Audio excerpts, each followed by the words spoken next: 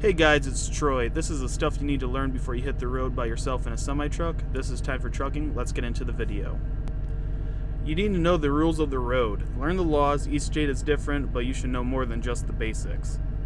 Put your phone down. Every day I watch as people pass me with their phone in their hand. I've seen drivers watching movies, sending texts, and literally drive off the road. I would say about 75% of drivers now have their phones in their hand while they're driving, and it scares me how comfortable people have become. If you think you're good with a phone in your hand, do us a favor and don't drive a big rig. You have got to read every single road sign. There might be a low bridge that you can't fit under. There might be an accident ahead. There might be a detour. There might be construction. There might be a railroad crossing that has a huge hump that you could get hung up on. There might be no trucks allowed. These are just some of the signs you might encounter on a daily basis. Learn to read every sign, otherwise you might end up in trouble or need a tow. GOAL is a super important acronym that means get out and look. You need to learn that. When you're backing up or in a sticky situation, it's better to be safe than sorry. Make sure you know your surroundings so you don't end up causing an accident. Learn how to back up from your trainer while you're on their truck, and make sure you learn in a bunch of different scenarios. Parallel parking, offset, 90, straight back, and if you're feeling good, learn how to blindside. Just make sure that you know your surroundings and get out and look. When I started out, I wasn't very good at backing, and I ended up being solo after my teammate quit. And I quickly learned that I needed to learn how to back up in more situations. On my breaks for the first few months, all I would do is practice backing in truck stops. I'd find a wide open spot and pretend like there were always trucks sitting right on the line, and if I ever got out and saw that I was touching a line, I would completely start over and try again and again until I got it. At some of our yards, you would only have a couple of inches on either side of the trailer, and you would have to be just about perfect to not hit another trailer. Please practice all kinds of ways to back up because it'll only help you in the future. You need to learn how to zipper merge. If you're one of those people that get irritated when people cut you off at the last second in road construction, just know that you're the problem. Zipper merging is using all the lanes to the merge points and reduces the backup by 40%. If you block a lane and think it speeds things up, you're dead wrong. You're slowing everyone down and you're being the idiot. Learn how to zipper merge and please speed up the traffic zones. You need to check your mirrors or you might end up looking like CRST over here trying to run me off the road. I don't know if they were experiencing road rage or what, but there is no reason why they should have done this.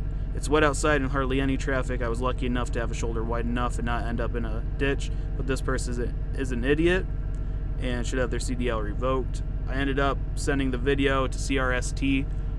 I don't know if they got it, so if you guys have connections to CRST, please send them this video. It's about to happen right now where he's gonna just cut me off and push me off the road any second now.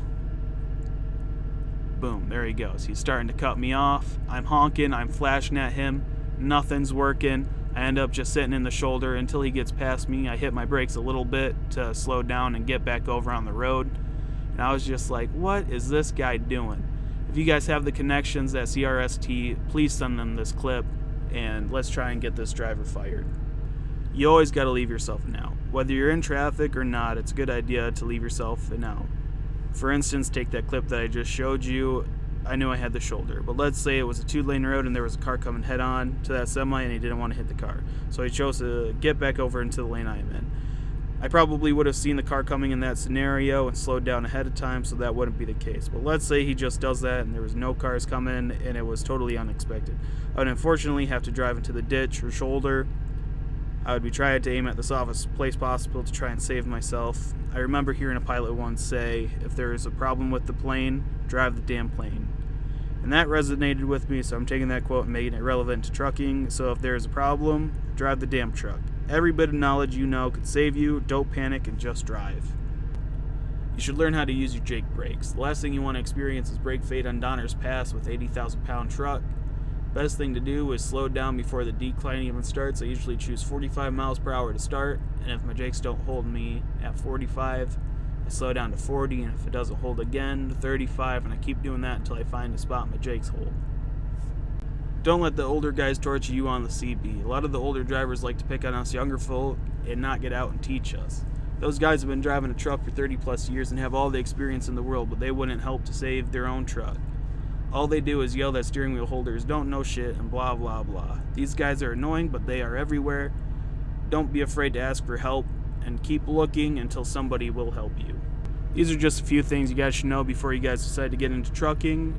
Hopefully you guys learned something new, and you older drivers, I hope you guys learned something new too. If you guys enjoyed that video, please like, share, and subscribe, and have a good day.